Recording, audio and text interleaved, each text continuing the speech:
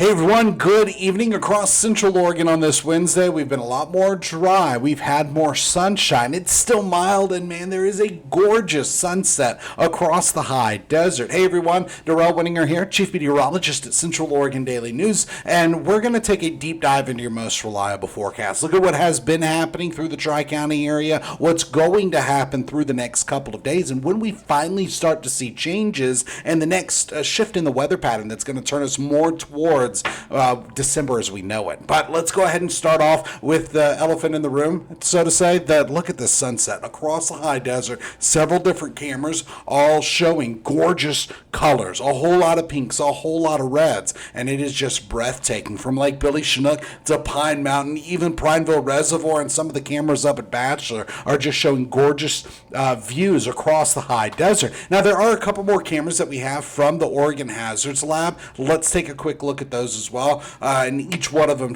painting a similar picture. Very beautiful conditions. Even if you look behind me, let me get out of the way, you can actually see some of those pinks outside, and it's just been breathtaking. And I'm sure we're going to get a whole lot of pictures coming into the Central Oregon Daily Weather Center. As I get those, I'll try to share a lot of them on air with you. Now, let's go ahead and just focus on what we've been seeing today. Very little in the way of precipitation, and this is as an atmospheric river is pushing a little further to the north. That's leaving us under the domain of a broad ridge of high pressure. Now this high pressure is going to be very typical for this time of the year, bringing a lot of subsidence as well as sunshine. Some in and out clouds are expected because we're going to be riding the edge of this high pressure and that atmospheric river that's getting pushed to the north. But right now across the high desert, we have dry roads, and you can even see that sunset view in some of these cameras from the Oregon Department of Transportation. So let's just go ahead and look at satellite and radar. We're starting off with a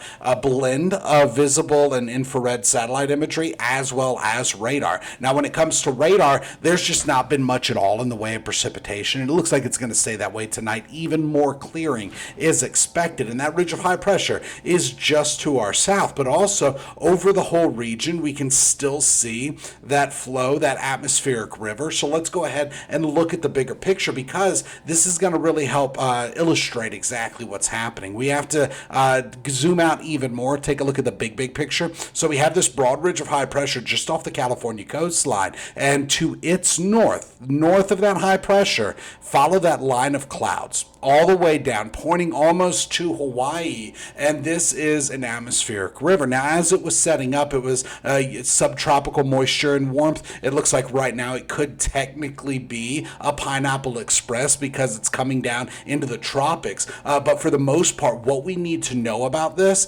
is that there's a whole lot of moisture. This conveyor belt of moisture has just been feeding that warm, moist air right into the Pacific Northwest. Now, as high pressure develops and continues to push a little further north, this entire atmospheric river is also pushing to the north. So let's dive in a little bit more. Now we can see where high pressure is because of the isobars on the map. There's a couple of different things you're seeing here. You're seeing that cloud cover, infrared satellite imagery. There's an enhancement really pulling out brighter colors, showing where the taller clouds are. But what we also have here is these white lines. Now the white lines are isobars. Isobars, constant lines of pressure, and they help really paint the picture of where high pressure is, where low pressure is, and there's a little bullseye off the California coastline, and that is where the center of high pressure is. Now, high pressure goes clockwise, low pressure goes counterclockwise. And so following that clockwise rotation, that moisture is just coming right into the Pacific Northwest. Here's what's happening. Our atmospheric river is pushing a little further to the north because of an encroaching high ridge of high pressure. This high is going to be our dominant feature through the next couple of days. Now, more warm fronts, more cold fronts are expected, but we are going to be under more sunshine. Most of the precipitation will still be falling to our north over Washington, British Columbia, going even further in that direction as well. And when we switch gears one more time and look at water vapor imagery, we notice a couple of other things with this setup. First, that band of moisture, that conveyor belt of moisture, does go all the way down to almost Hawaii. Second, where we have our ridge of high pressure, we have a very dry air mass. So two things are happening. Number one, we have this conveyor belt of moisture, that atmospheric river pulling a lot of that warm, moist air into the Pacific Northwest. Second, just to the south of that, a broad ridge of high pressure that's gradually going to build a little further to the north. That high pressure has very dry air, so we are going to be replacing the warm, moist air with the dry air, and that means more sunshine. That means mild temperatures are sticking around. We're going to be way above average for this time of the year, even flirting with record high temperatures across the Tri-County area. And I did do some of the math earlier. I'm trying to find that real quick. That's why I'm looking at a different computer off screen. So stand by, stay with me real quick. Okay. We are going to be talking about where we got close to record high temperatures earlier today, and so I just wanted to pull that up. The next couple of days, near record high temperatures are expected again. We got more 60s on the way under the sunshine, and here's how it plays out through the rest of Wednesday evening. This evening and tonight, a little more clearing is expected. Overnight, some in and out clouds are in the forecast. This is as a warm front starts to move west to east into central or into the Pacific Northwest, and then it moves further to the north, following the flow of that atmospheric river. So we are going to have some in and out clouds, maybe a few sprinkles in our highest elevations tomorrow, and then by Friday, sunshine. Some clouds. By Saturday, even more sunshine and some clouds, and we're already starting to feel the influence of this ridge of high pressure. It helped with bringing a little more sunshine today, and we are drying out. Relative humidity values are moderate for most of the high desert. We're starting to see some pockets where it is a little dry, but for the most part, we're still a little bit under the influence of that high pressure and the atmospheric river. Now, let's talk temperatures. Look at this. Highs during the last 24 hours, 60s, some 50s. We're going to go through a couple of records here and see if we broke any. Bend, the record high was 62 degrees, set back in 1975. Crushed it, got a new record high. Redmond, the record high was 60 at RDM, set back in 2014. Broken record right there. And then in Madras, it was 59. It's now 63. That 59 as a record high was set back in 1987. Prineville did not quite break a record. The record high was 64, set back in 93. We got up to 61 today. In Sun River, got up to 57. The record high was 51 degrees. Crushed that record. And in Sisters, the record high was 61. We topped out at 58 degrees. And so we had record-breaking warmth across the high desert today. I should say record-breaking mild temperatures. They're well above average. They're record-breaking. I wouldn't call it warmth because it's still cool. You still need a jacket as you head out the door, but they're way above average. Now, temperatures right now are still in the 50s with a few 60s on the map. And the last 24 hours, we've warmed up even more, 2 to 10 degrees warmer than it was this time yesterday, and roller coaster temperatures are still expected. So the big thing that's happening when it comes to our temperature trend through the next couple of days is we have a lot less cloud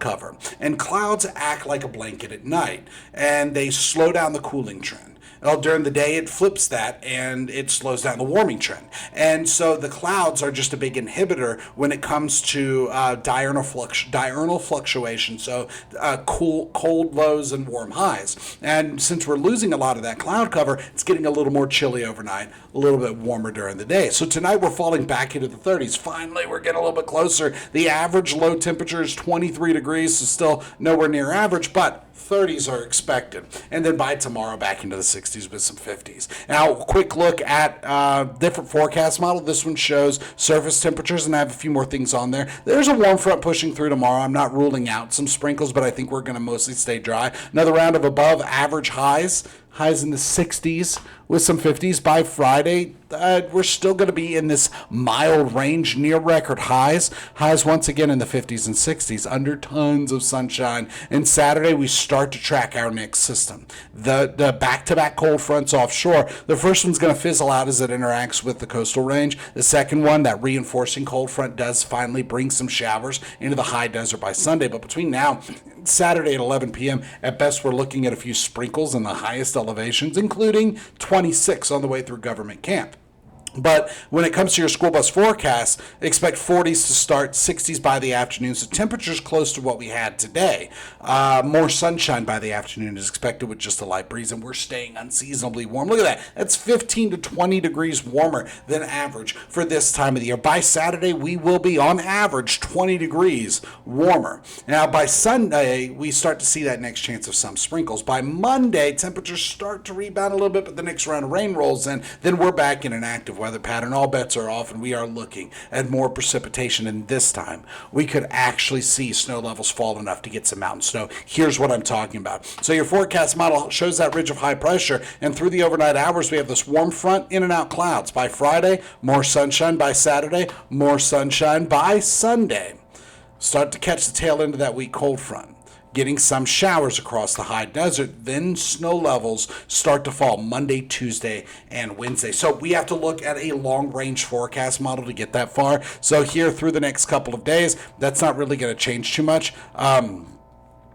By the time we get to Thursday and Friday, back to more sunshine. By Saturday, more sunshine. By Sunday, some showers. By Monday, more scattered showers. And then Monday night going into Tuesday, we see another system roll into the region. Tuesday night going into Wednesday, snow levels fall, and we could actually catch some mountain snow. But caveat, the few times we've had forecast model showing something like this, it hasn't really panned out this fall. But between now and noon on Sunday, we're dry. After noon on Sunday until Tuesday evening, we have more rain rolling through the region, and most of that's going to happen Monday and Tuesday. Now, winds today have still been gusty, not as strong as the last couple of days, but even right now, gusts between 15 and 35 miles per hour. Actual winds, 5 to 15 miles per hour. And tonight, we come back down to a light breeze. We stay at a light breeze through Thursday. Now, it could get a little breezy at times, nothing near what we've had the last couple of days, and Friday's still a light breeze too. So for tonight, 30s. Some 40s are expected, with a few spots getting below freezing. And then by Thursday, we're looking at 50s and 60s once again. And your 7-day planner shows that we're going to be mild all the way through Saturday, even Sunday. That's still well above average for this time of the year, as well as Monday. So through the rest of this week, through this weekend, into next week, well above average for this time of the year. But here's the change. Sunday, we start to see a chance of some showers. By Monday, more scattered showers. By Tuesday and Wednesday, it's wet, it's breezy, it's getting gusty for many of us, and those snow levels start to fall Tuesday night, eventually coming down to where we need them to be to get some mountain snow, maybe even some snow in our lower elevations, according to the GFS, the long-range forecast model. So, a quick look at your weather headlines for this Wednesday, December the 10th. A mild stretch, yeah, that's going to continue with near record highs expected during the next several days, but frosty nights return. More sunshine is on the way, and it's going to be dry. We still have some clouds, and these clouds aren't bringing any rain, but they are making for a gorgeous sunset. Let's see if we have a little bit more time to catch this. Maybe a couple of cameras still showing that gorgeous sunset, but we are almost to last light. So that is it. Join us tonight on Central Oregon Daily News. We'll have the latest headlines and your most reliable forecast. That's at 5 and 11 on ABC, and at 6, 7, and 11 on CBS. We'll see you then.